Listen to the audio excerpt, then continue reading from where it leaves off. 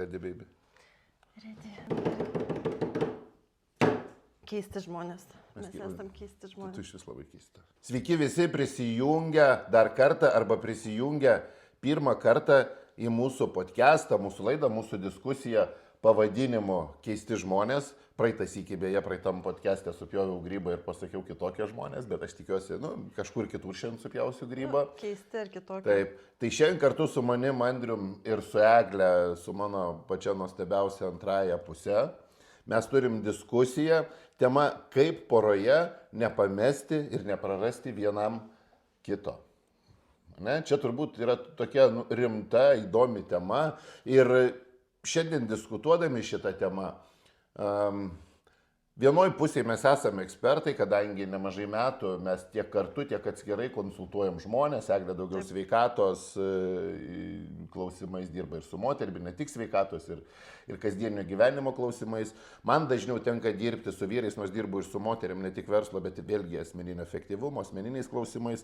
Ir šiandien mes darom tokią diskusiją, kur iš tikrųjų daugiau norim pasidalinti savo mintimis, patirtimi, tai ką esam girdėję, matę pas kitus žmonės, ne ypač su kuriais dirbam, pas savo klientus ir truputėlį pasidalinti ir tai, kaip patys viską matom ir jaučiam. Tai nereiškia, kad visur esame ekspertai, bet diskusijoje turbūt, aš manau, dažniausiai ir atsiranda visos tiesos, ne? Kai tu diskutuoji, apsvarstai visas įmanomas galimybės, visas nuomonės, pasiginčyji, pasidalini, pritari, nepritari, taip ir atsiranda kažkokia tiesa. Tai tikiuosi, šiandien jūs turite galimybę atrasti savo kažką. Jeigu turėsite kažkokių minčių, prieštaravimų ar pritarimų, visada drąsiai komentuokite, rašykite.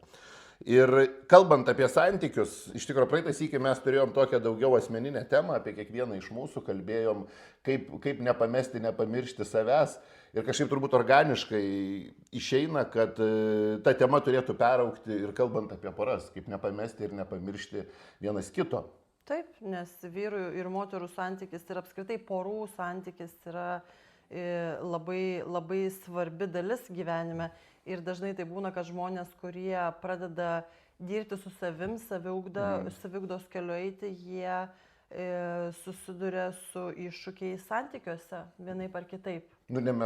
Pripažinkim ir nemeluokim, kad turbūt daugelis, didžioji dalis svajoja apie kažkokius tai idealius santykius.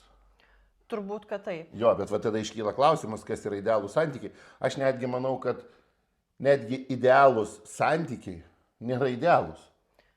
Niekas nėra idealu. Gerai. Idealių dalykų nėra apskritai gyvenime, pradėkim nuo to. Man labai patiko, čia vieno humoristo klausiausi ir aš lygiai tą patį galėčiau pasakyti apie mūsų santykius. Visgi mes jau nemažai metų esam kartu ir aš manau, aš viliuosi, bent jau man taip atrodo dažnai, kad mūsų santykiai yra idealūs. Taip. Ir idealiuose santykiuose nereiškia, kad viskas, kad kasdienybė yra ideali. Ir aš tikrai tave myliu, dievinu, man gera būti su tavimi, bet aš negalėčiau pasakyti, kad kiekvieną dieną myliu tave vis daugiau. Nes yra tokių dienų, kur realiai myliu mažiau negu dieną prieš tai. Bet jeigu mes viską sudėtumėm į kreivę, visgi kreivė kiltų į viršų. Aš manau, tu apie mane to pačio negali pasakyti, aš vis tiek geresnis, idealesnis. Kaip galiu, iš tikrųjų galiu. Būna, kad myliu tave beprotiškai, bet būna dienų, kai ta beprotybė yra mažesnė negu kad kita. Lieka tik beprotybė. Jo, jeigu iš tikrųjų einant toliau gilyn į temą ir aš manau, mes vis tiek, kadangi ir patys daug analizuojam ir diskutuojam apie savo santykius, tai mums tai palengvina kelią ir bendraujant su kitais žmonėmis ir galų gali per kitus žmonės mes daug atpažįstam ir pamatom.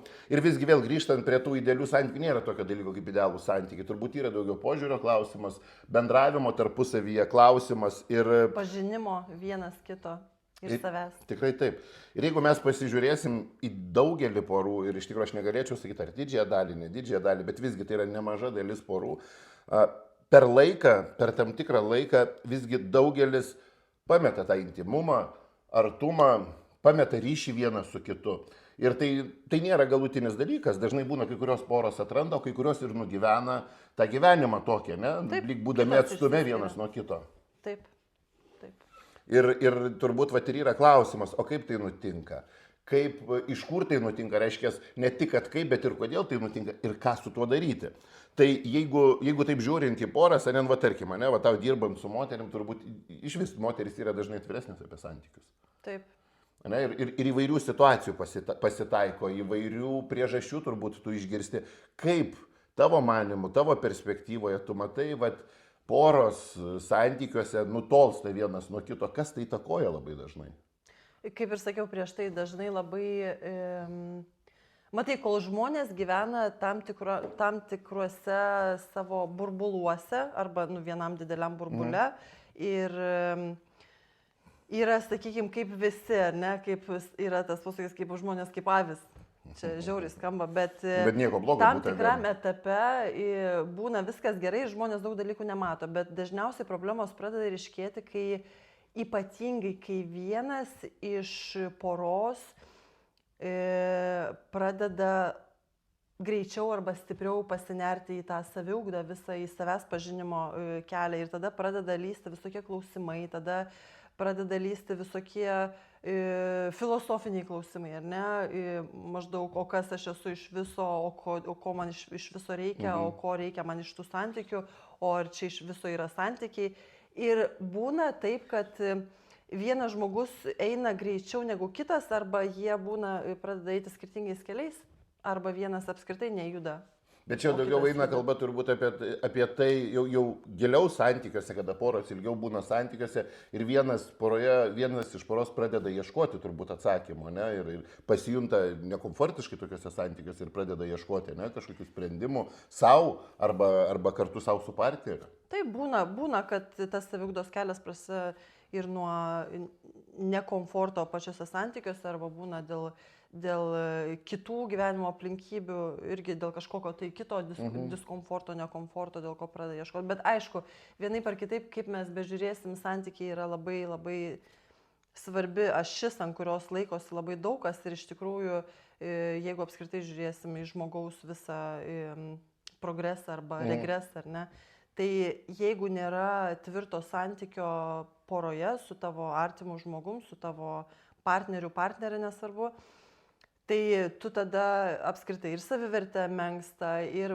pasitikėjimas savim, ir motyvacija, ir apskritai daug labai negerų dalykų pradeda lysti, ar ne, iš paties savęs. Na gerai, o tada, kaip tavo manimu tai nutinka? Nu gerai, susipažįsta, ne, berniukas su mergaitė, pora pradeda santykius, dažniausiai turbūt labai gražiai, arba bent jau su didelė viltim, arba su romantika, su kažkokia... Ir labai daug stengiasi. Taip, ir vis tiek, pačioj pradžioj būna viskas labai gražu. Bet kas nutinka, kad žmonės pradeda tolti vienas nuo kito? Kas atsitinka? Ar gyvenimas atsitinka? Ar kokie dalykai? Kaip tau atrodo? Kodėl tai nutinka, kad atsiranda tas toks nutolimas, ta distancija, tas atstumas iš niekur nieko? Atrodo, na, lygiai taip pat kaip ir mes, aš atsimenu, turėjom tokią pačią istoriją. Prasidėjo santykiai fantastiškai. Laisvas santykis, atrodo, nu nieko geriau negali būti. Ir tada staiga pyst verslas, pyst darbas, reikalai, pradedi veltis, užsijami gyvenimu. Tokie rutinas ir pasimeta tie dalykai. Jo, iš tikrųjų, žmonės gal tas ir yra, kad mes visi esam žmonės ir niekur mes nuo savęs nepabėgsim nuo savo tų prigimtinių dalykų, ar ne? Ir dažnai būna, ypač santykių pradžioje, aš visą laiką sakau, kad tas yra... pasijuokiu žmonės pradeda santykius ir, tai jūs dar esat medaus mėnesį, ten 3 mėnesiai, 6 mėnesiai, pirmi metai, nesvarbu, ten pas visus skirtingai gal būna, o gal ne taip ir skirtingai. Pirmi 50 metų paskutinius. Bet dar yra tas euforijos laikas, kai žmonės labai nori stengtis vienas dėl kito, kai labai nori stengtis būti geresni, parodyti geresnę savo pusę, ten kažką tai daugiau padaryti, negu kad jų yra prašoma arba iš jų tikimasi. Ir arba, apsimesti geresniu, ar ne? Ir paskui būna, galim sakyti, kad gyvenimas yra gyvenimas, bet čia bus kaip ir atsakomybės vengimas, nes... Bet iš kitos pusės, bet šitoj vietoj galim padiskutuoti. Visgi aš manau, nesvarbu, kad yra atsakomybės vengimas, bet šitą faktą reikia įsivertinti, kad jisai yra, čia turbūt dažniausia priežastis, jeigu tu pa žmogų paklaustum, o kodėl jūs nutolot, ne? Turbūt dažniausia priežastis yra gyvenimas. Taip, gyvenimas, Vaikai, darbas, darbas, taip, vaikai. ypatingai vaikai. Ypatingai vaikai. Aš manau, nu, vat, iš tikrųjų, mes ne vieną kartą irgi turėję šitą diskusiją, turim ir aplinkui, iš tikrųjų, ir pažįstamų, ir ne vieną pažįstamą, kurie turi, sakykime, dar pakankamai mažus vaikus, ne, arba, reiškia... Mums lengva kalbėti, nes mūsų vaikai dideli. Jo, jau saugia ir jau mes jau turbūt dar šiek tiek ir jau seneliausim, bet vis tiek, kalbant, prasideda vaikai. Vaikai tai yra didžiulė, svarbi gyvenimo dalis. Bet vaikai tai yra papildomos atsakomybės. Ar atsakomybės, kurios, žmogus grįžęs iš darbo, jisai dirba su vaikais, nes vaikai yra didžiulė atsakomybė, kurios tu negali numesti, tu negali nepadaryti, tu negali nemylėti, negali nepasirūpinti, negali nepadėti namų darbų paruošti. Nu ir būkim realistai, jau ten 9, 8, pusę 10, kada nueini vaikus pamigdai, jau ten paguldai. Tu visų pirma neturi nei energijos, tu per tą laiką nesugebėjai savo antrai pusiai skirti dėmesio. Nes tiesiog fiziškai nesugebėjai, grįžai iš darbo, žmogus pavargęs, ne, užsiema su vaikais. Čia nesvarbu, aš galbūt turbūt neišskiriu, ne, ten ar vyrai, jo vyro ar moterų, nes aš manau, nors turbūt ne procentaliai didžioji dalis moterų daugiau užsiema su vaikais, bet aš manau, čia vėl yra subjektyvu. Bet vis tiek ir laikai keičiasi, dabar žmonės labiau yra linkę dalintis ir tais tą vaikų priežiūrą ir tom rutinom, ne? Taip, bet vienaip ar kitaip, net ir, sakykime, gerai sutarančiom porom, nu negali neįtakoti vaikai, nu negali neįtakoti. Taip. Ne? Ir vat klausimas, ne, tokioj vietoj vis tiek pasimeta, atsiranda darbas ir susikuria, aš manau, susikuria nauji įpročiai. Susikuria įpročiai nebendrauti, susikuria įpročiai daugiau susikoncentruoti į vaikus ir čia nėra, kad specialiai arba nespecialiai. Tiesiog gyvenimas tave įstato į tokį rėmą, ne? Ten vienas iš poros gal siekia karjeros. Bet žiūrėk, iš kitos pusės, čia irgi yra, turim grįžti į tai, kad tai yra tavo paties, kiekvieno žmogus atsakomybė, ne? Kokius sprendimus mes priimam ir kaip mes sudėliojam prioritetus. Reiškia, jeigu tavo artimas, tavo artimiausias žmogus, tavo partneris, tavo tas gyvenimo palydovas, kurį tu pasirinkai eiti kartu, jeigu tau atrodo, kad jau šitoj vietoj yra viskas padaryta ir tau nebereikia dėti pastangų, tai čia irgi yra tada klausimas pačiam savo, ar aš teisingai prioritetus gyvenime susidėliau, ar iš tikrųjų tas žmogus yra taip savaime suprantamas dalykas, kad jau čia nieko indėlio savo dėti nebereikia. Bet čia labai gerai pasakyti, teisingai panaudoji turbūt žodį svarbiausias žmogus, ne prioritetas. Nes jeigu mes pasižiūrėsim, visgi žiauriai dažnai nutinka porose, ir aš nesakau, kad tai yra blogai, gerai, aš apskritai nenoriu pateikti šitam vertinimu, bet tiesiog objektyviai žiūrint į bet kokią situaciją. Anksčiau ar vėliau atsiradus vaikam, dažniausiai pagrindinis prioritetas tampa vaikai, pagrindiniai žmonės šeimos santykė visgi tampa vaikai ir poros labai dažnai vienas kitą mato kaip antraeilę, nebe pagrindinė. Ne? Nu, vat, gerai, tu konsultuoji moteris, bendrauji su moterim, patiesi moteris. Visgi normalu yra rinktis vaikus kaip prioritetą, o ne antrą pusę. Nu, taip, nes antra pusė dar gali dažniausiai savim pasirūpinti, nes dažniausiai tai yra, pripažinkim, suaugęs žmogus, ar ne? Nu, nebent jeigu kur daiktai spinteliai padėti, aš vienas tokiais dalykais negalėčiau susitvarkyti. Taip. Bet vaikai yra tie sutvėrimai, tie žmonės, kurie daugeliu atveju, tie daiktai, kurie negali savim dažnai pasirūpinti ir jiems reikia daugiau tos pagalbos ir kasdieniniuose tokiuose kažkokiuose dalykuose, užduotyse ir apskritai, nežinau, būtiniems dalykams, ar ne, ten kaip pavalgyti, nusiprausti, ar ten apsirengti, ar ten, priklausomai nuo vaikų amžiaus, ar ne, ar ten būreliai dar ir visa kita. Bet vėl nepamirškim to, kad tas žmogus, net ir tavo, jeigu antra pusė gali savim pasirūpinti labiau negu kad tavo vaikai, bet iš esmės juk galima atrasti to laiko, bet va čia ir yra dažniausiai mano nuomonė asmeninė problema, kad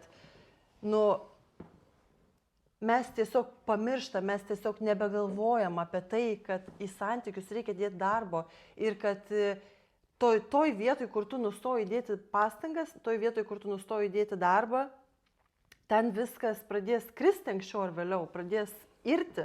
Taip, bet važiuok, panalizuokim gal tada truputėlį dar gilesnės priežastis, ne? Vaikai, darbas, karjera, gyvenimas yra super svarios, super aiškios, svarbios, reikalingos, reikšmingos priežastys, ne? Nu, ta prasme, tu negali jų ignoruoti, negali pabėgti. Bet tai nėra pagrindas viso to. Aš manau, kad visgi vienas iš svarbesnių dalykų tai yra gebėjimas komunikuoti tarpusavyje. Be abejo. Nes vienaip ar kitaip didžioji dalis, gerai, aš dirbu, reiškia, ypatingai daug su komunikacijos klausimais, ne, su žmonėms, asmeniškai, su kiekvienu, netgi ir su organizacijom įvairiom dirbu. Visgi, kad ir kaip keista bebūtų, mes žmonės nemokam pilnai dviejų dalykų. Nemokam patys iškomunikuoti. Ta, ką mes galvojam, ką jaučiam, netgi tai, ką mes norim pasakyti, mes sunkiai iškomunikuojam. Antras dalykas, mes nemokam išgirsti kitų, ką kiti mums komunikuoja. Ne? Reiškia, vienas iš dalykų, kurie aš ir per mokymus dažnai ir visiems dažnai pasakoju, tai yra tai, atkreipkim dėmesį, kaip mes komunikuojam tarpusavį. Apskritai, galim pasižiūrėti, ne? Vienas iš geriausių pavyzdžių tai yra, žinai, pokalbis tarp dviejų žmonių. Kaip dažnai atrodo pokalbis tarp dviejų žmonių. Ir čia realiai.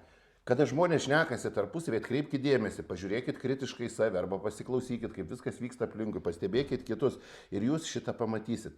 Daugelis iš mūsų, kuomet tu bendrauji su kitu žmogum, tyli, kol kitas žmogus šneka tik tais tam, kad palauktum to momento, kai jisai nutils ir galėtum papasakoti geresnę ir svarbesnę istoriją, negu pasakoja jisai, kas nors pasakoja, žiūrėk, sako, supranti, šiandien variau namo, žinai, ir mašina važiuoja, mane, žinai, ir per balą aptaškė. Tu sakai, oik tu savo, man, žinok, dar geriau buvo, čia tai nieko. Žinai, man ne tik, kad aptaškė, dar ir šiukšlę metė, sėdi šalia kitas, sako, tai čia hebrytė šiaip įdomu, bet tai dar nieko. O man, aš įkritau į balą, mane aptaškė, metė šiukšlę ir dar apspjovė. Ir dažniausiai mūsų bendravimas yra nenoras išgirsti ir suprasti, palaikyti, pabūti to žmogaus istoriją, bet uždėti truputėlį šustresnę, truputėlį geresnę istoriją, ta prasme, priima, aš laimėjau su savo istorija. Nes mano istorija yra svarbesnė. Tai nes čia mano. Taip. Ir kas iš to gaunasi? Gaunasi vienas paprastas dalykas, kuris yra kartu ir sudėtingas, ir kartu žiauriai paprastas. Beveik 100% žmonių, tiek man tenka sutikti, trūksta dėmesio. Ne tik dėl to, kad dėl ko mes komunikuojam daug apie save, nes mums trūksta dėmesio ir mes bandom išlietas istorijas. Bet kadangi mes patys nemokam klausyti ir kiti nemoka išklausyti, mums to dėmesio trūksta dar labiau. Ir nesvarbu, kiek tu daug bepasakosi, tu negauni grįžtamojo ryšio. Pasakykit, kada paskutinį kartą, kalbėdami su kitu žmogum, jūs jautėte to žmogaus susidomėjimą jumis. Iš tikrųjų, tai yra toks nerealus ir retas dalykas, kad kai kas nors tavim susidomi, tau taip šilta pasidaro, kad, tu realiai gali apsišlapinti iš malonumo. Jo. Iš tikrųjų, dėmesys yra turbūt didžiausias ginklas, pats geriausias įrankis visam kam. Ir kalbant apie dėmesį, aš manau, tai yra turbūt ta iliustracija, tas pavyzdys arba tas pagrindas, nuo kurio prasideda daugelio iš mūsų bet kokio santykio. Santykio šeimoje, poroje, tuo pačio santykio su vaikais, santykio darbe, su draugais, problemos. Nes mūsų bendravimas dažniausiai būna kortų žaidimas, kuriame mes mėtom didesnius kozirius. Didesnės kortas vienas ant kito. Ir tu jautiesi laimėjęs su pačia didžiausia korta, su pačia kiečiausia fucking istorija. Ir visa komunikacija iš tikrųjų yra apie tai, apie tos kortų žaidimus. Tas ir yra turbūt sunkiausia, labiausiai komplikuoja apskritai žmonių santykius, jeigu taip in general pasižiūrėjus, ar ne, kad mes žaidžiam kažkokius žaidimus, visi žmonės žaidžia kažkokius žaidimus. Kas šustresnis, kas geresnis, kas ten nuostabesnis. Ir porose dažnai. Taip. Ir porose atsiranda irgi ta konkurencija. Kas galutinį žodį taria, netars. Kieno žodis yra svaresnis, kieno nuomonė yra svarbesnė, kieno problema iškelta yra labiau vertinga, ar ne? Bet čia kitose porose, ne pas mus, ne? Pas mus niekada taip nebuvo. Niekada nesąmonė, čia tik pas kitus. Tik pas kitus. Arba internete. Internete dar mačiau. Ne, pas mus irgi buvo kažkokių tokių etapų, bet aišku, tie etapai buvo labai senai.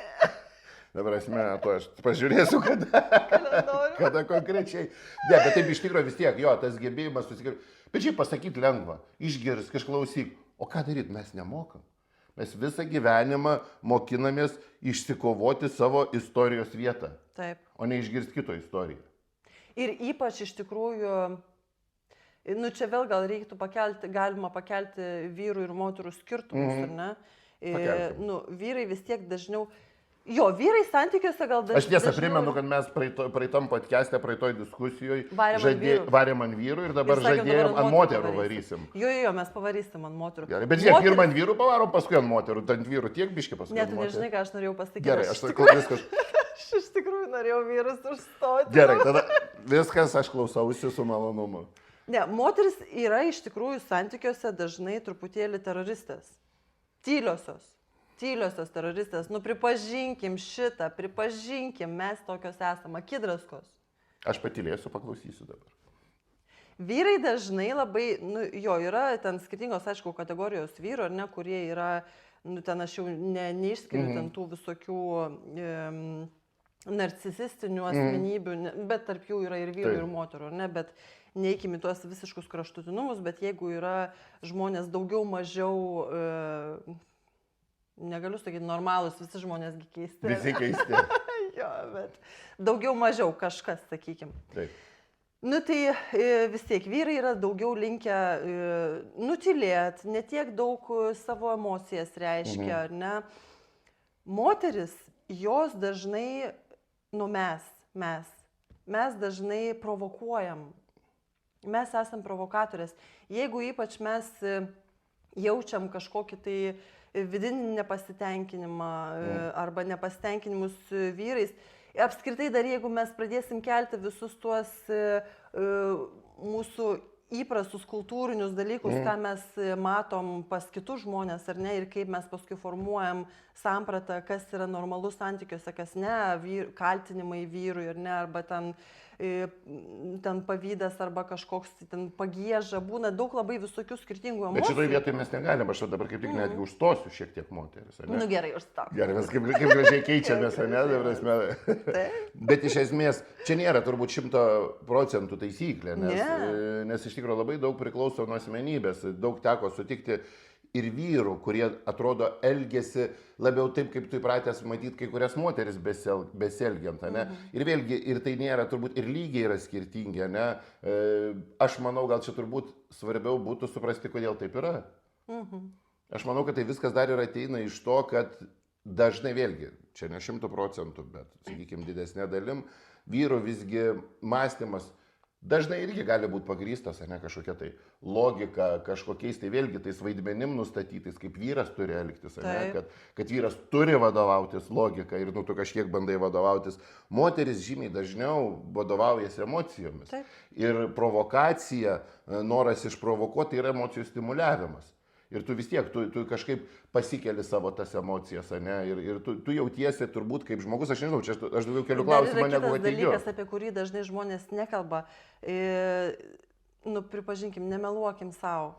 Ypač tos moteris, kurios yra karštesnio būdo, temperamentingesnės, būna taip, kad naudoja tos provokacinius dalykus vyrų arba kitų savo partnerių akivaizdu, jų sąskaitą, ne? Naudoja ne tik tai tam, kad iškelti tam tikras emocijas arba gauti kažkokias tai reakcijas, bet ir tam, kad tiesiog pačios nusiresetintų. Būna ir taip. Aš tau niekada šito nesakiau. Dabar aš norėčiau išgirsti daugiau apie tai. Nu taip yra. Kartais, kai trūksta, čia gal labiau daro ir tie žmonės, kurie, nežinau, dopamino vaikos, ar ne? Čia galim išskirti galbūt žmonės su... Gerai, bet ką tai reiškia nusiresetinti? Nu, kaupėsi emocijos, kaupėsi kažkokie tai nepasitenkinimai apskritai. Daug labai, ypač jeigu moteris, žmogus emocionalesnis, ar ne, emocingesnis, temperamentingesnis, tai kaupėsi viskas. Ir paskui reikia kažkokio tokio, nusinulinimo. Jo. Išleist visas. Išleist garą. Reiškia, reikia sukurti situaciją, kur automatiškai vyras bus kaltas. Aš iš tikrųjų pripažinsiu, kai buvau labai jauna. Labai jauna, mes dar buvom nepažįstami. Ir ateidavo aš prie tokių momentų, kai, man jau nuobodų, pavyzdžiui, santykiai nuobodus, ar ne? Arba ten, ten kaip ir ryšio per daug nėra, tai čia buvo dar iki mūsų jo. Tai, sakykime, pavyzdys, ar ne, ryšio kažkokio nėra, arba tiesiog tau nuobodų, nėra dopamino, netrūksta kažko. Ir tada galvoju, ką? Kas šiandien gero? Reikia sugalvoti dabar, aš žinau, mane žiauriai erzina šitas dalykas, aš dabar turiu prie jo prisikabinti dėl šito, tada bus taip, tada mes susipyksim, tada mes nešnekėsim, tada aš turėsiu savaitę, kokią 2 savaitės ramybės ir tada vėl bus viskas. Ir jisai bus kaltas. Ir jisai dar bus kaltas. Taram. Ir dar jisai atsiprašinėt, greičiausiai. Ir tada jisai dar, kadangi nori gražiau atsiprašyti, tada dar galbūt kažką tai padovanos, pasigerins, geresnis bus, daugiau gausi, nežinau, pagalbos, kur tau reikia. Čia Taip. Iš tikrųjų yra tokia gan nereta moteriška logika. Bet iš tikrųjų... Čia aš truputėlį hiperbolizuoju, čia ne iš mano asmeninės patirties yra, bet sudedu galbūt iš skirtingų situacijų ir sudedu į vieną, kad jau čia visai taip labai... Bet iš kitos pusės... skamba, bet tai būna. Iš kitos pusės, aš manau, daugelis yra susidūrę, pavyzdžiui, su panašiom situacijom. Čia vėlgi hipotetinė, sukurta, tikrai netikra situacija. Kai būna, reiškia, pas moteris ir tų akimirkų, tų momentų, kada emocijos labiau sukyla kaip ir pas kiekvieną žmogų ir iš ryto atsikėlus norisi turbūt pirmų numerių išsilieti, ne prie kažko prisikabinti.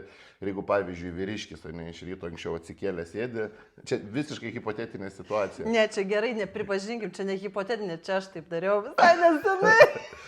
Reiškia, turbūt visi esam papuolę ne į panašias situacijas, kai ateina, sako, kaip miegojai. Ir būkim realistai, teisingo atsakymo nėra, netgi tyla yra neteisingas atsakymas. Normaliai. Ką reiškia normaliai? Aš tai visai nemiegojau. O tu čia normaliai, tai tu čia galvoji, ką dabar, tu čia knarki visą naktį. Visi esame nepapuolę. Ir dabar klausimas, o kaip tokiuose situacijose elgtis? Ir ar tavo manimu, čia dabar iš tikrųjų, kad rimtai, ne? Reiškia, ar tavo manimu tos situacijos yra kertinės, įtakojančios susikalbėjimą, ar čia yra žymiai daugiau ir požiūrio, ir susikalbėjimo klausimas? Aš tai manau, kad dažnu atveju čia yra jau pasiekmė, tie visi prisikabinimai, tokie, jeigu ypač, kai būna, tarkim, moterim, PMS, dar kažkas, tai jau čia yra tokie hormoniniai dalykai, kurių nelabai karo pakeis. Spalvom išsidažai. Ir kas pasitaikys, tas kaltas. Ir ypač jeigu moters dar yra apskritai didelė nervų sistemos disreguliacija, ta hormoninė veikla apskritai išsibalansavus, tai ten yra dalykai kartais yra nevaldomi, realiai nevaldomi. Ir moteris pati savęs negali kontroliuoti, jau ką kalbėti apie vyrą, ne? Kad vyras gali ją kontroliuoti. Bet čia gerai, tai čia tas klausimas, tu sakai, kad tai yra nevaldomi dalykai, bet tu sakai, kad tai yra pasiekmė santykio, ne? Tai visgi čia ar čia nėra prieštaravimų? Jeigu kartojasi, jeigu aš turiu omeny labiau, kad jeigu tie prisikabinimai ir tie užsipuolimai vienas kito vyksta jau pakankamai dažnai ir kryptingai, tai jau yra pasiekmė, reiškia, jau yra stiprus signalas, mano požiūriu, yra stiprus signalas, kad santykiuose yra jau įsisenėjęs nepasitenkinimas, arba iš abiejų pusių, arba iš vienos pusės ir yra neiškalbėti dalykai, neiškalbėtos nuoskaudos, nepasitenkinimai, ar paslaptis, ar kažkokie norai, ar kažkas, bet vis tiek viskas su jais susiveda į nepasitenkinimą kažkokį. Ok, bet va šitoj vietoj truputėlį norėčiau ir oponuoti, ne? Nes gyvenimas jisai vyksta. Tu nori, to nenori, tu gali turėti puikius santykius, tu gali turėti ne pačius puikiausius santykius, ne? Ir dabar kartais tas gyvenimas, kuris vyksta, ne, įtakoja tavo savijautą. Taip. Reiškia, tave dirgina, kažkas erzina ir tai gali būti nebūtinai vidiniai namų santykio faktoriai, ne? Tai gali būti išoriniai. Dažniausiai mus tie išoriniai faktoriai ir dirgina, tu paskui parsineši tos faktorius, ne, tos sudirgimus namo.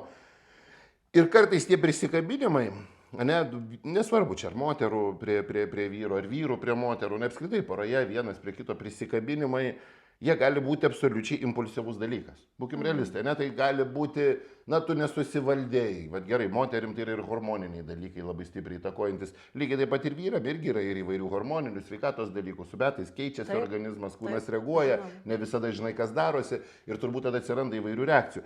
Bet aš manau, žymiai svarbesnis dalykas, ne, nes mes negalim sustabdyti pasaulio, mes negalim sustabdyti gyvenimo.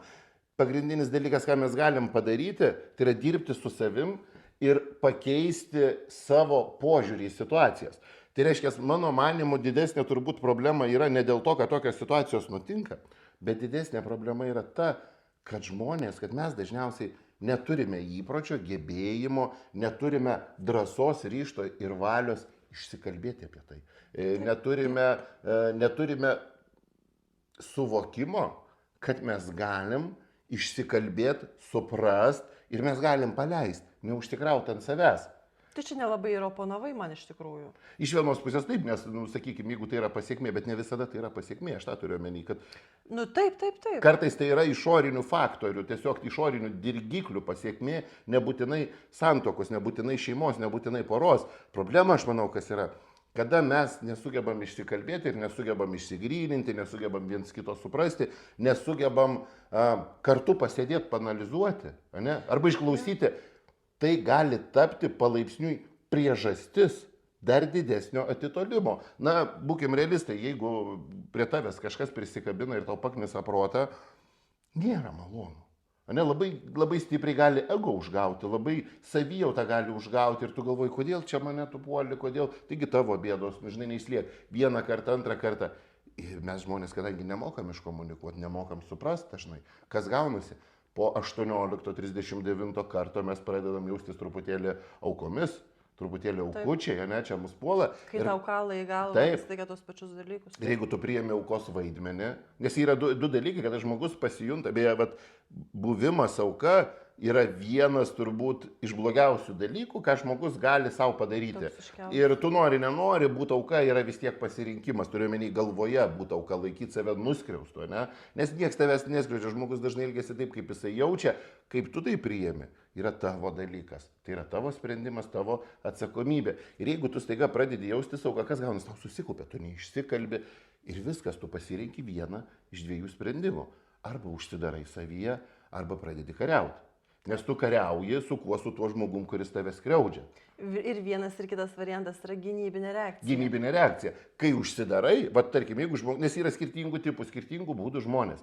Jeigu tu užsidarai kaip žmogus, ne, savyje atsitrauki, kas tada nutinka? Tada tavo partnerė, tavo partneris pradeda tą jausti, pradeda suprasti. Tada gali prasidėti, vėl, nuo santykių dinamikos, ne kokios asmenybės santykiai yra priklauso. Gali prasidėti didesnis puolimas, didesnis terrorizavimas, ne, noras išterrorizuoti, kad pasikalbėt, noras apskritai išterrorizuoti, kad kažkaip tą situaciją išjudinti arba atkeršyti už tą tylėjimą. Ne? Jeigu tu pradedi kariauti, tavo partnerė arba tavo partneris kenčia nuo to, nes tu irgi priklausomai nuo asmenybės gali būti kandus, gali būti piktas, gali būti atsiranda ir baisus dalykai santykiuose. O tarp kitko, jeigu taip pasižiūrėjus, čia yra labai svarbus momentas ir atkreipkite dėmesį į save kiekvienas, nes mes irgi tą visą laiką žiūrim savyje, bandom pagauti, ne?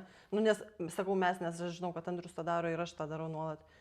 Tai apie tą aukos vaidmenį pačiam savo, kaip stipriai toksiškas tas įsijautimas į aukos poziciją yra ir kiek jisai negatyvo apskritai mums gyvenime patiems savo pritraukia, jeigu mes šitoj būsenoj būnam.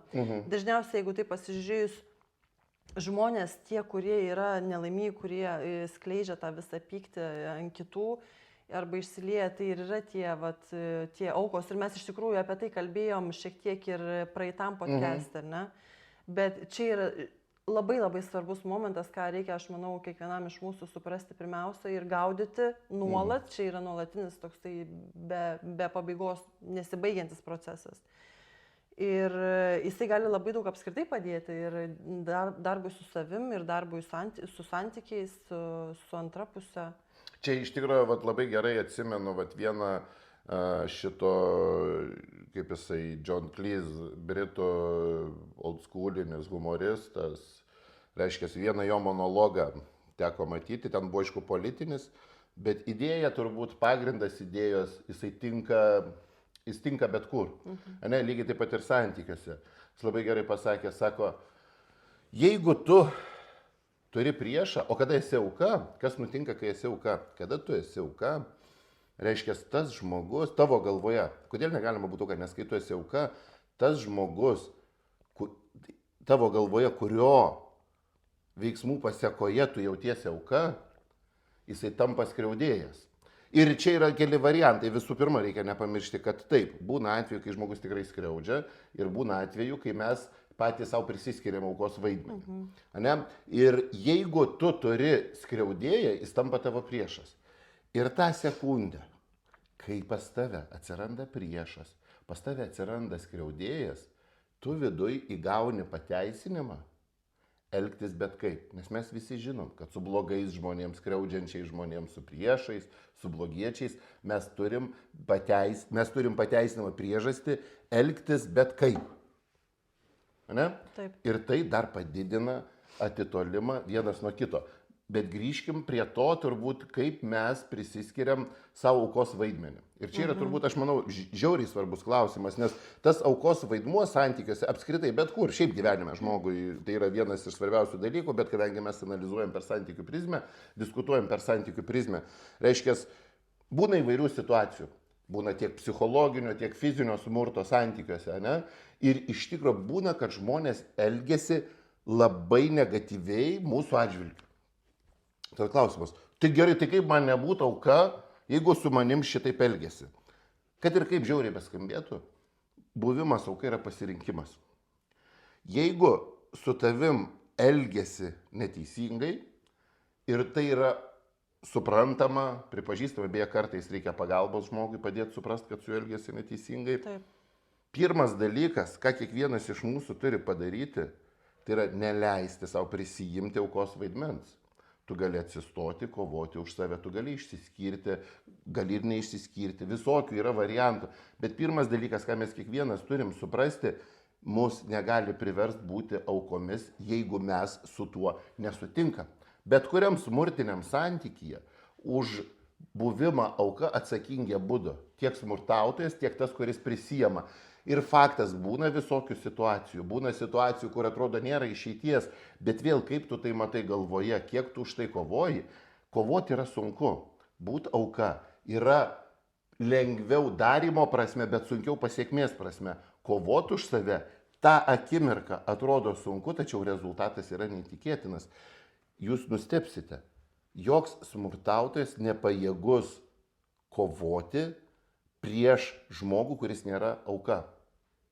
Smurtautojai yra stiprus tik tada, kada žmogus pats pasiduoda. Ta prasme, aš šitų dalykų esu daug matęs tiek su klientais bendraujant, tiek gyvenime, ir kad ir kaip tai atrodytų utopija ir neįmanoma, bet jeigu jūs jau pripažinote, kad šalia jūsų esantis žmogus yra smurtautojas, ne, ir smurtauja psichologiškai, fiziškai, pagrindinis dalykas tai yra iškelt galvą ir atsistoti, atstovėti save.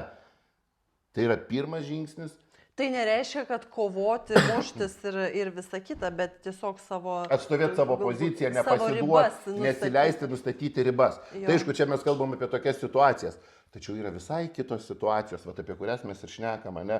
Kada didžioji dalis žmonių interpretuoja kito žmogaus veiksmus kaip smurtinius prieš jį arba prieš ją. Ir būtent dėl komunikacijos trūkumo. Ir būtent dėl komunikacijos trūkumo. Aš dabar galvoju, vatane būtų gerai panarsuoti, kodėl pas mus yra tas komunikacijos trūkumas ir nuo ko jis apskritai prasideda turbūt. Ne tik, kad mes mokam iškomunikuoti. Pirmas dalykas turbūt, tam, kad kažką iškomunikuoti, tu kaip žmogus privalai būti gan atviras. Taip, pirmiausia su savim. Jo, nesvarbu, ką tu nori pasakyti, labai dažnai ir kitam pasakydamas, tu turi atskleisti dalį savęs. Tu turi atskleisti savo jausmus. Apsinuoginti kažkiek, nesvarbu.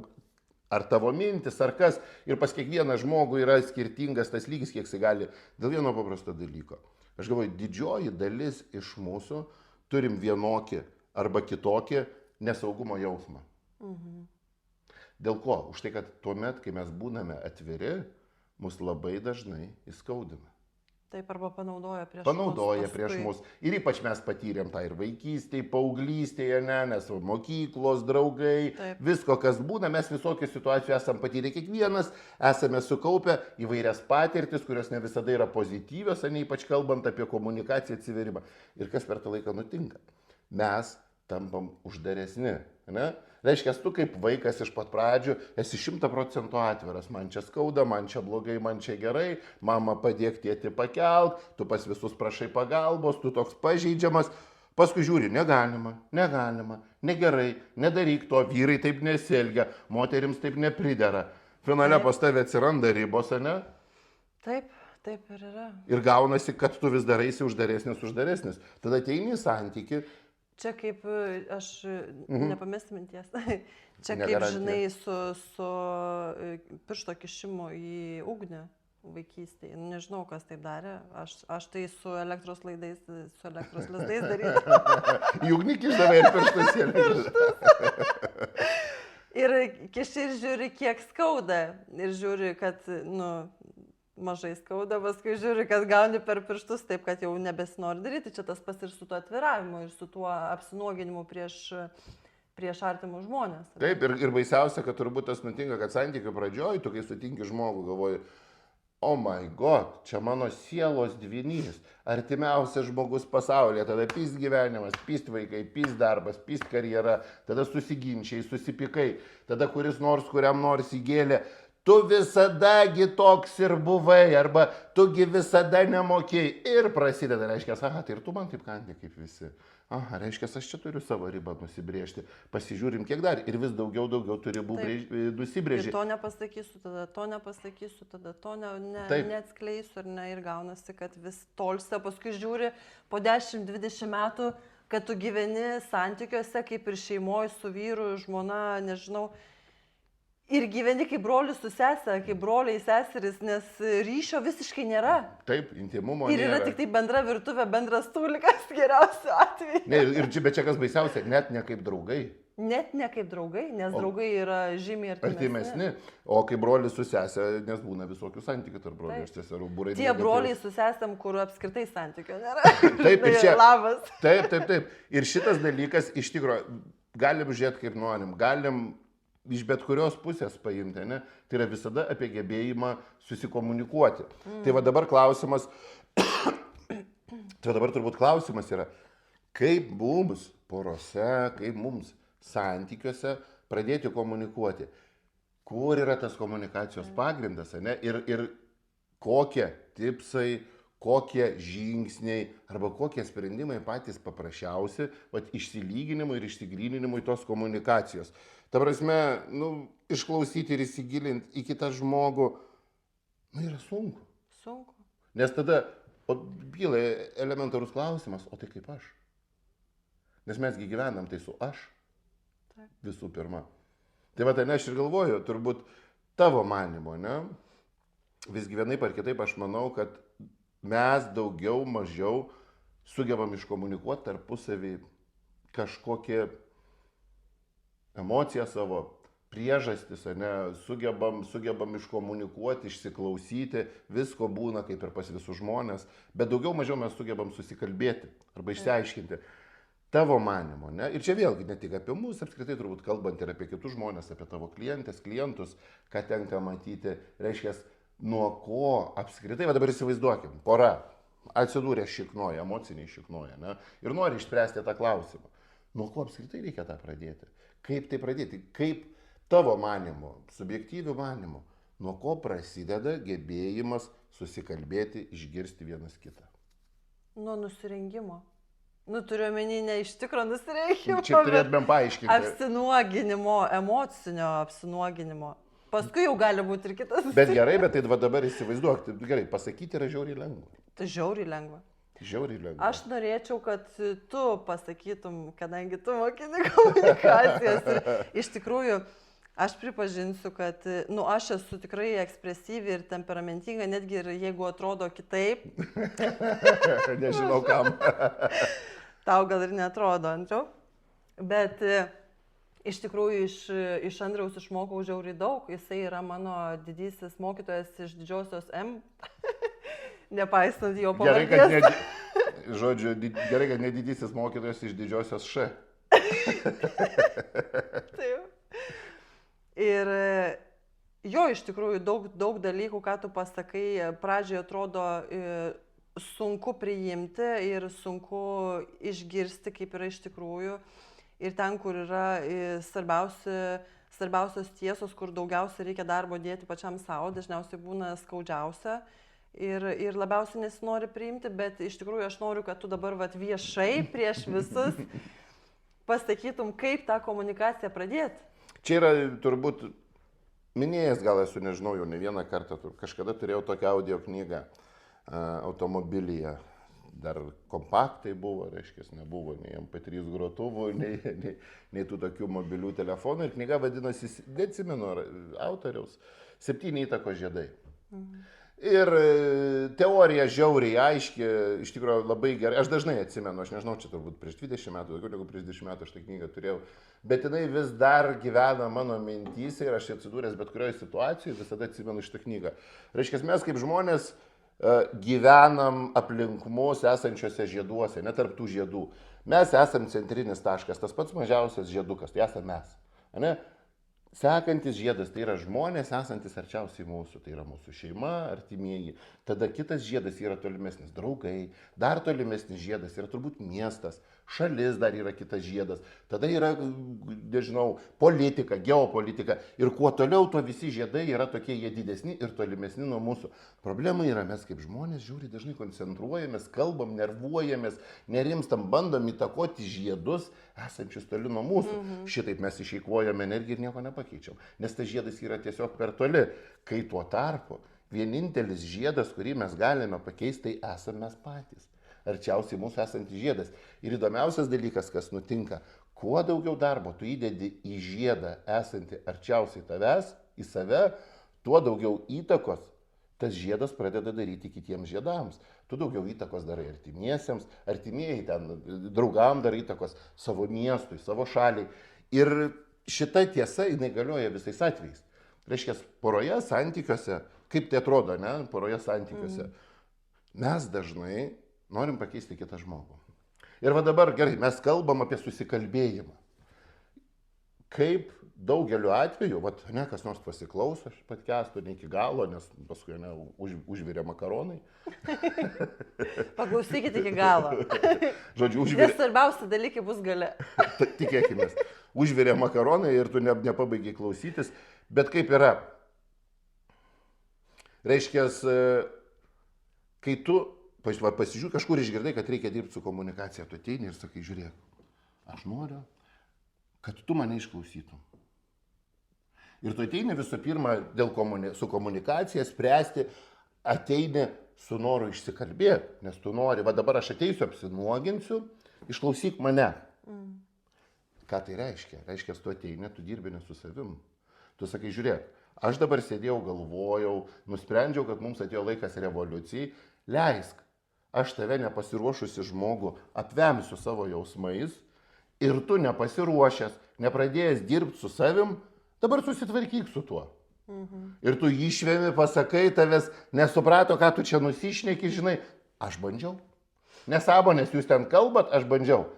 Viskas prasideda absoliučiai atvirkščiai. Jeigu tu nori padaryti įtaką savo antrai pusiai, tu turi visų pirma pradėti nuo savęs. Pirmas dalykas, ką tu turi padaryti, tai sustot, su savo noru užginčyti, paprieštarauti, savo noru pasakyti geresnę istoriją, uždėti geresnę kortą. Užgydyt, primeluot, pritrint, uždominuot.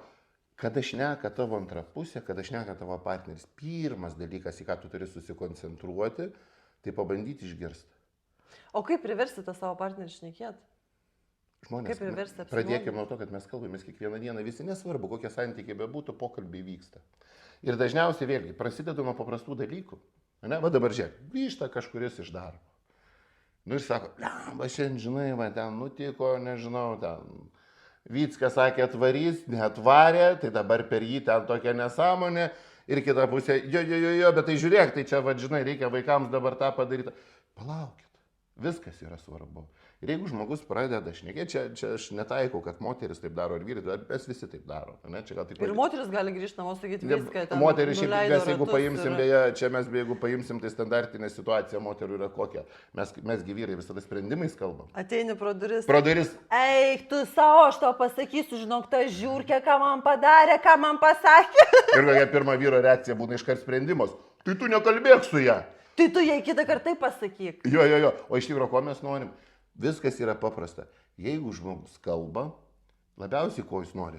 Kad jo nepertrauktų, kad jį išklausytų, pabandytų suprasti ir reaguotų suprantamai pagal jo emocijas.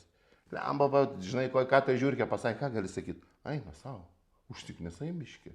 Jo, užsiknisau. Žmogus gali taip ir apsiverkti. Taip, gali ir apsiverkti.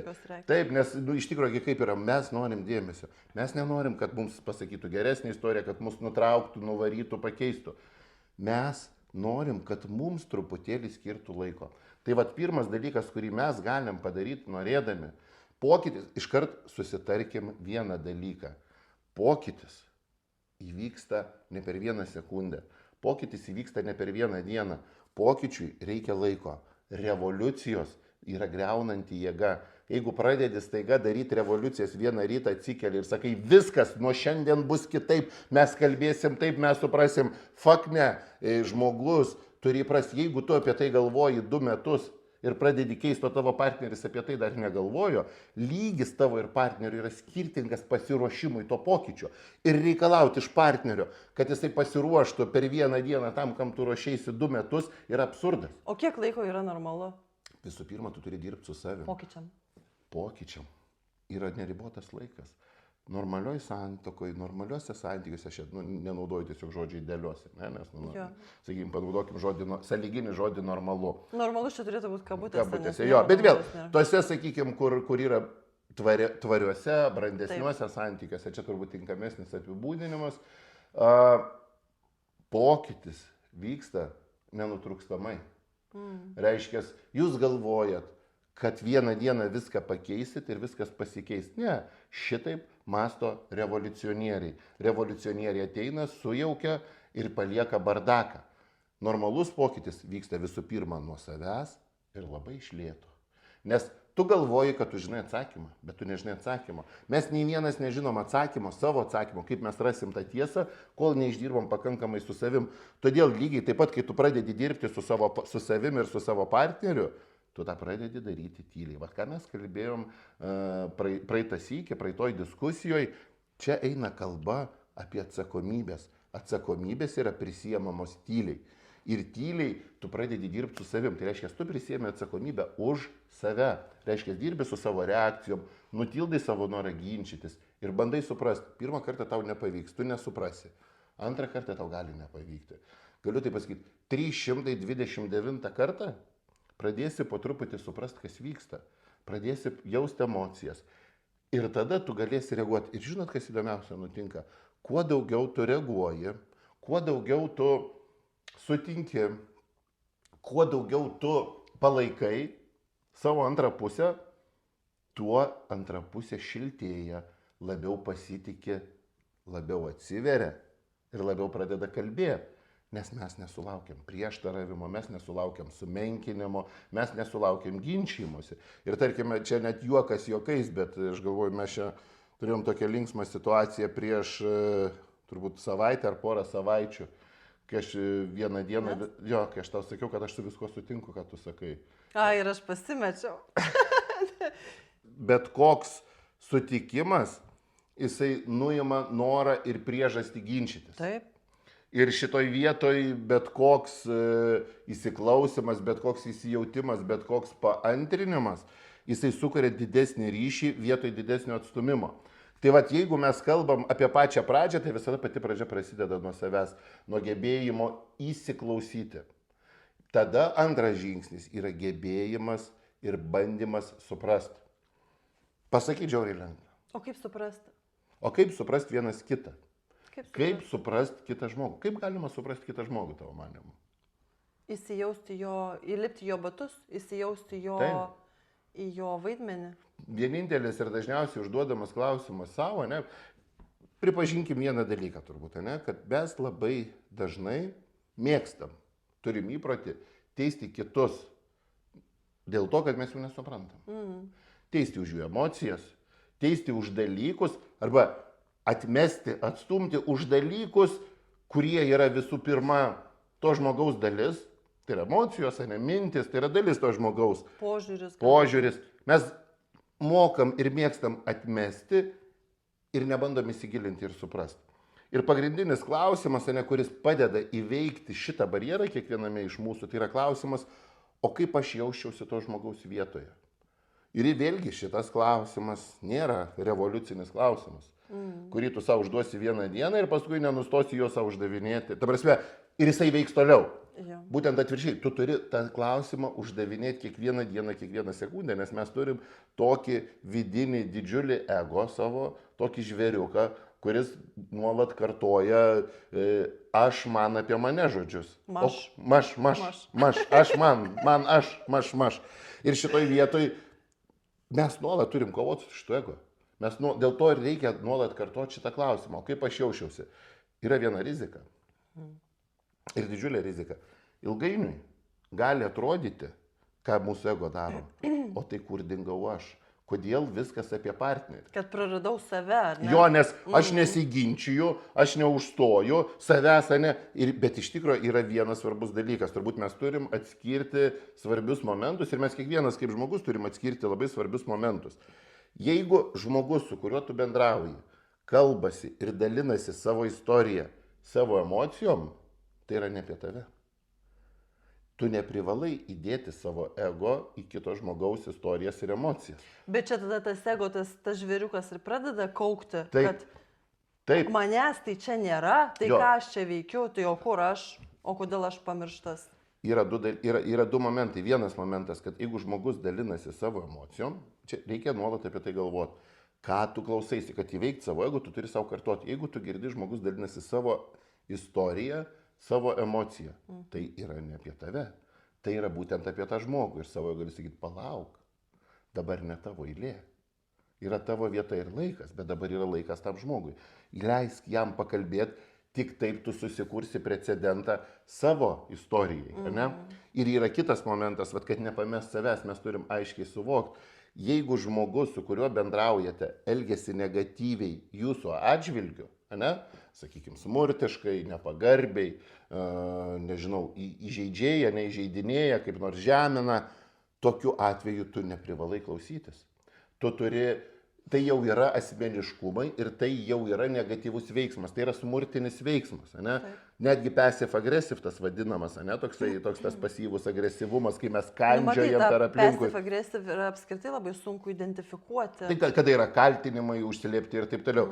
Tokiais atvejais, kada tai nėra žmogaus emocija, tik kaip jisai jaučiasi, arba nėra jo istorija, o tai yra kaltinimas, tai yra gaudimas, prigaudinėjimas.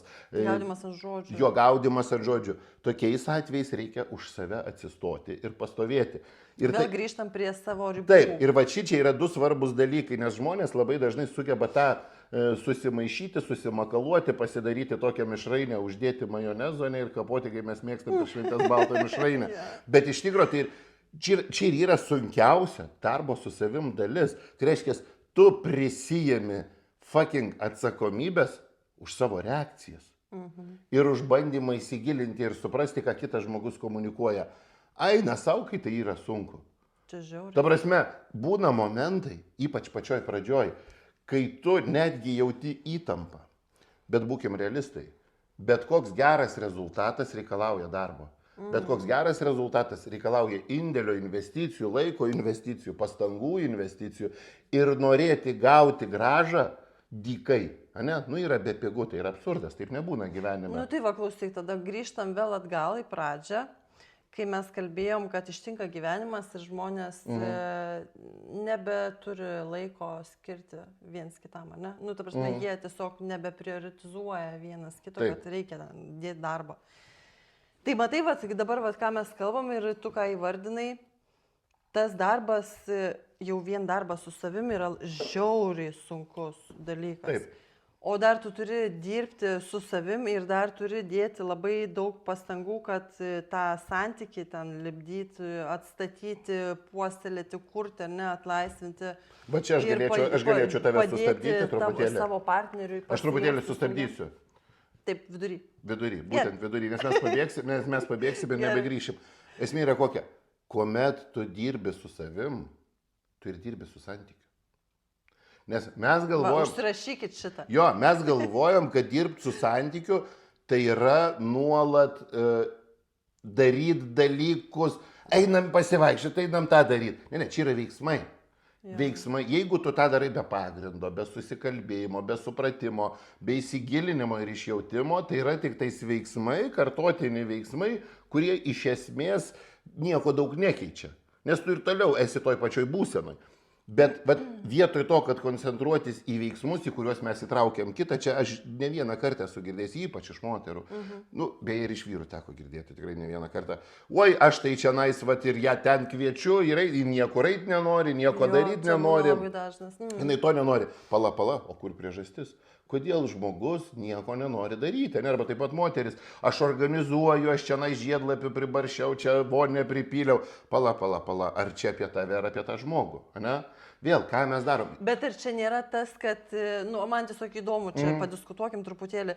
Yra tokia knyga, 5 meilės kalbos. Taip. Ir toj knygai rašo, čia turbūt daug kas bus skaitę, ypač iš moterų, toj knygai rašo apie tas, akivaizdu, 5 skirtingas meilės kalbas ir kad kiekvienas žmogus, nu, yra tie 5 tipažai pagrindiniai, kurie žmonės turi tas skirtingas meilės kalbas. Ir būna dažnai, kad, nu čia turbūt viena iš dažniausiai pasitaikančių problemų, kad mes rodom meilę taip, kaip mes, kas mums yra svarbu. Nu, tarkim, kaip pavyzdys, ar ne? Nu, daro romantinius kažkokius tai veiksmus, ten, kaip tu paminėjai, vonę pripylę, ar ne, ten šampaną, ar ten kažkokią romantišką vakarienę pagamina, ar ten kviečia į pasimatymą. O kito žmogaus meilės kalba, tavo partnerio, pavyzdžiui, meilės kalba yra galbūt visai kitokia ir galbūt tu su to žmogum pragyvenai 20 metų ir tu netgi nežinai iš tikrųjų iki dabar, kokia iš tikrųjų yra to žmogaus meilės kalba. Taip. Taip, bet čia yra teisingas pavyzdys, ne, tu pripyliai vonę, pribarstėjai žiedlapių, nežinau, o gal man alergija nuo tų žiedlapių ir aš apsitriesiu. Ne, nu gal senai gyvenantis kartu žmonės, jie vis tiek žino. Bet esminis momentas yra koks. Vėlgi, kodėl aš sakau, nesikoncentruokime į veiksmus, nes veiksmai yra visada apie mus dažniausiai. Tai reiškia, jeigu tu neturi bazės, neturi gebėjimo išgirsti. Esminis turbūt momentas, kažkur labai teisingai nugirdau. Tu į šį pasaulį atėjai nebūti mylimas ir suprastas, o tu į šį pasaulį atėjai mylėti ir suprasti. Žodžiu, kaip šunis mes. Ne, mes ne kaip šunis. Esmė yra gal kita, kad reiškia, kuomet mes norime sukurti romantiką, pakeisti santykį, vėl tas pats per tą patį. Mes darome ne tą sunkiąją dalį darbo su savim, bet mes norim, kad mūsų antra pusė šoktų pagal mūsų dūdelę. Aš viską padariau, aš stengiausi. Jo, aš kitaip nemoku, ane? Nu, o tai ką dar padaryti, ane? Tai va žiedlapiai vatas ir nenori. Stop. Tu į šį pasaulį atėjai ne būti mylimas ir suprastas, bet mylėti ir suprasti, ką tai reiškia. Sustok su savo romantizavimu, su romantiškais žaidimais. Ir užsiimk supratimu.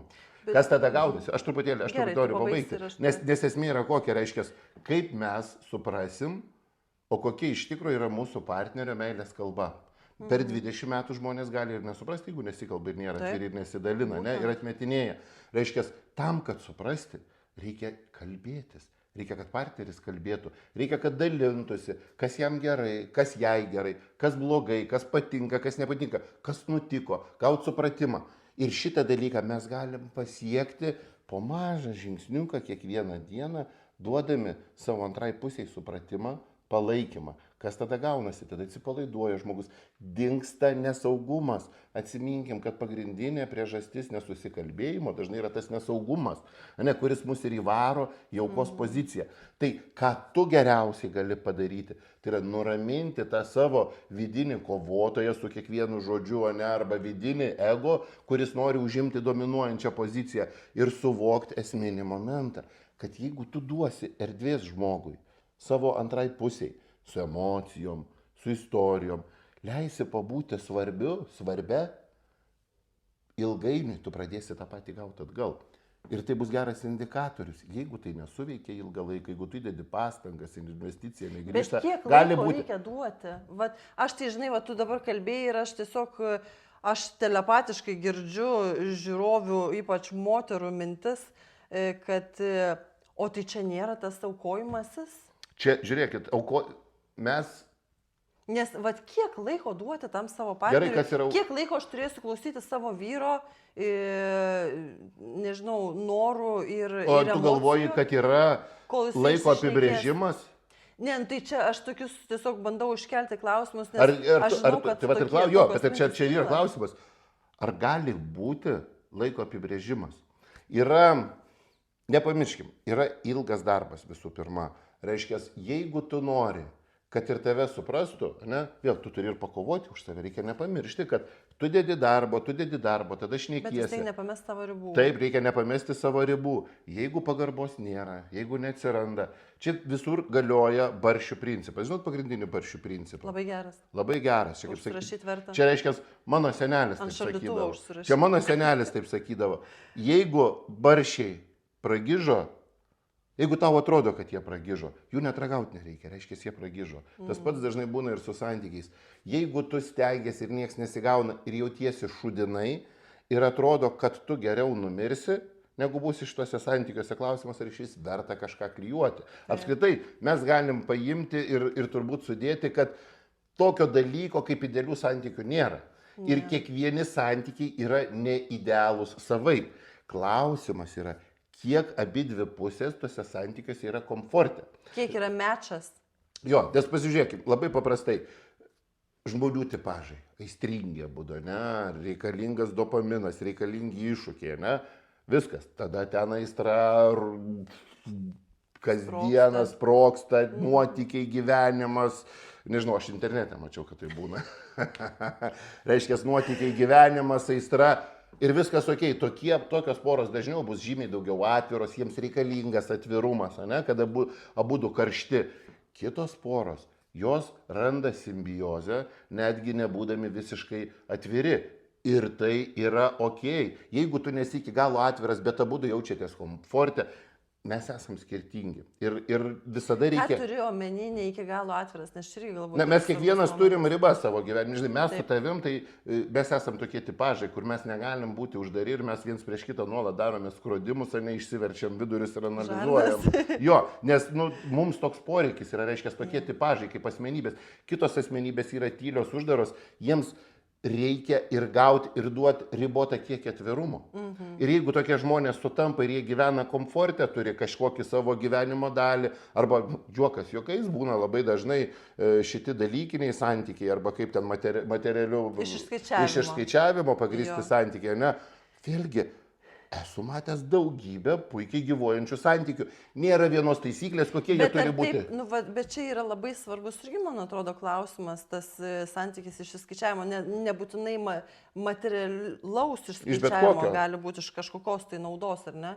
Ir vėl tada grįžtam, man tiesiog įdomu, taip, žinai, yra tikrai tų šeimų, kurie pragyvena ir 20, 30, ir 40 metų, pragyvena atlikdami tam tikrus vaidmenis šeimoj ir gyvendami jau savo tikrus gyvenimus ir antrus ir trečius apskritai pasaulyje, žinai, normaliai, bet kai jie susitinka namuose, jie turi savo tuos konkrečius vaidmenis ir jie ten daugiau, ta prasme, nieko ten artimesnio nėra, turiu omeny jokio o gal jiem ir nereikia atviravimo.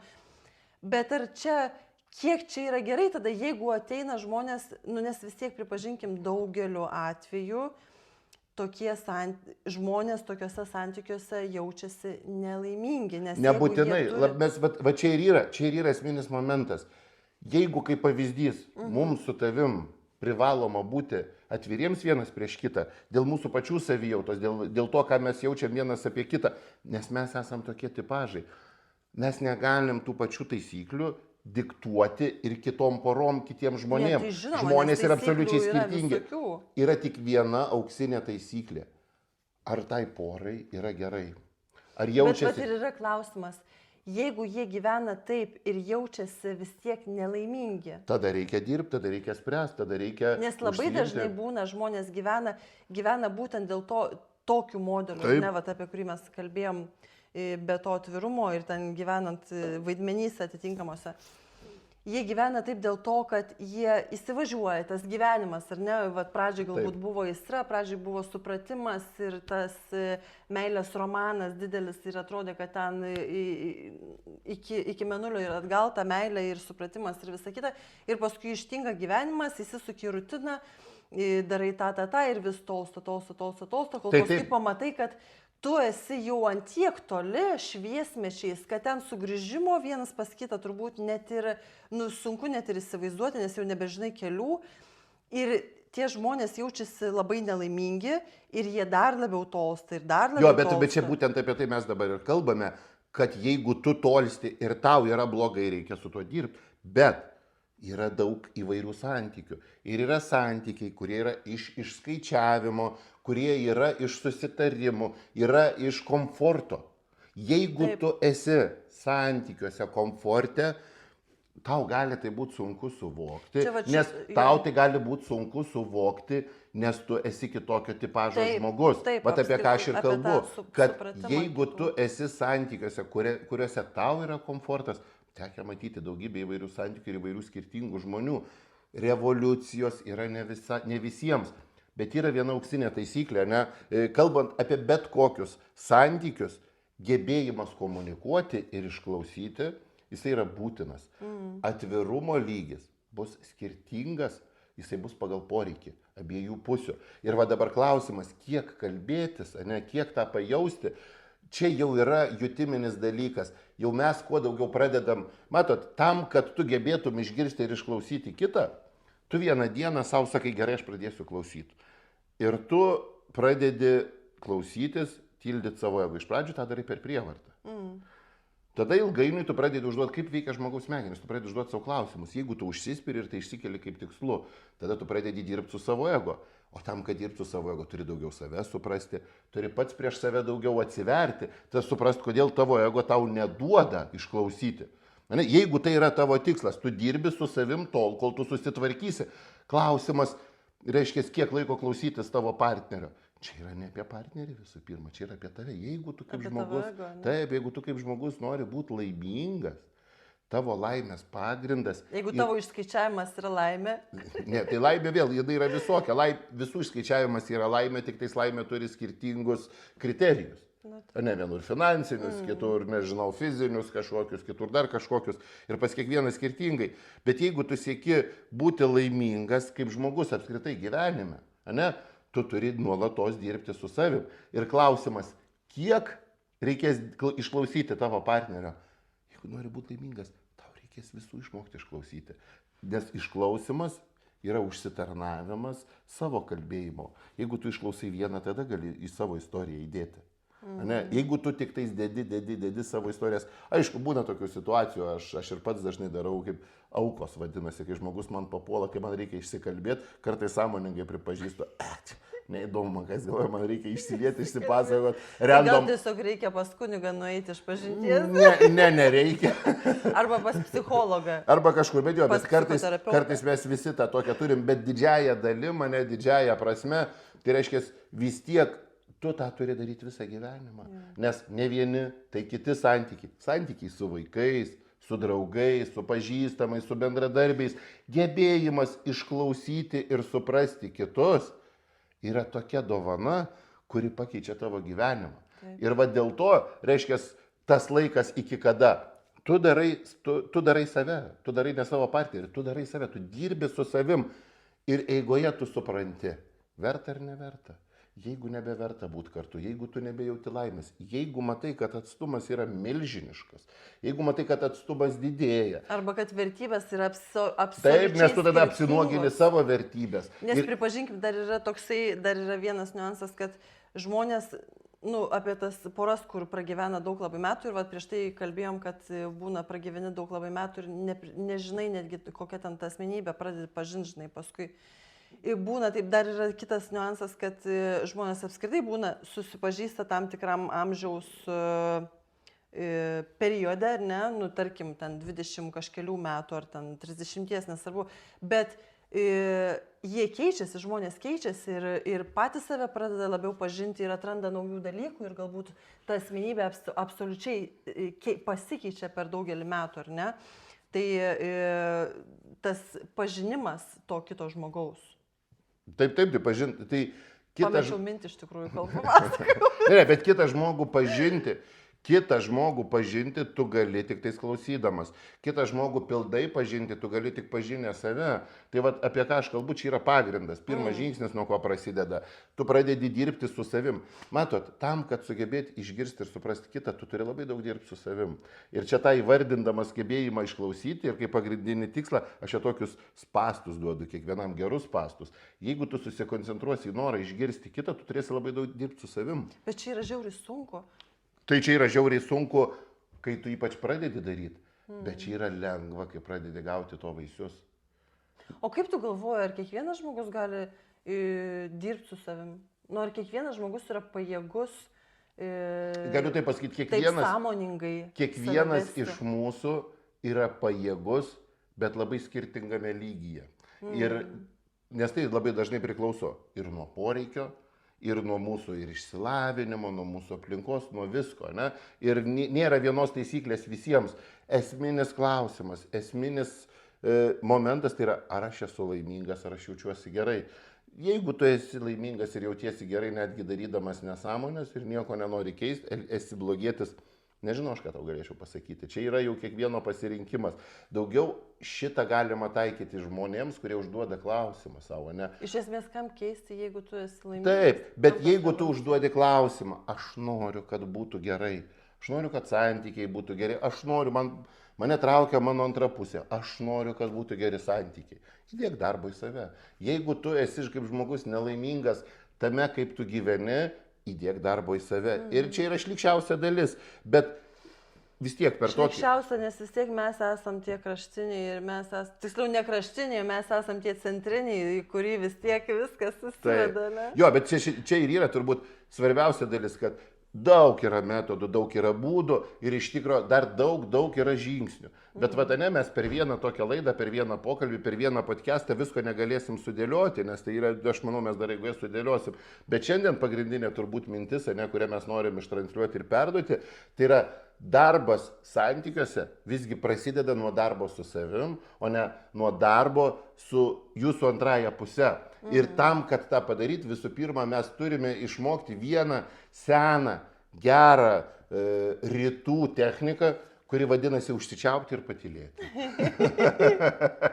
Išklausyti, ką šneka kitas žmogus, nuo to viskas prasideda. Geras, o iš kur šita technika yra, tiksliau? Sutikau kažkada kalnuose seną išminčių, kuris 18 metų mane mokino Himalajų kalnuose. Kuriuose kalnuose? Nežinau, kur nors ant lietuviško piliakalnio. Prie Puntuko akmens. Bet iš esmės tai yra pats elementariausias dalykas užsičiaupti ir paklausyti. Ir jeigu tu nori kažką sakyti, geriausias atsakymas yra eina savo. Wow. Oho, rimtai.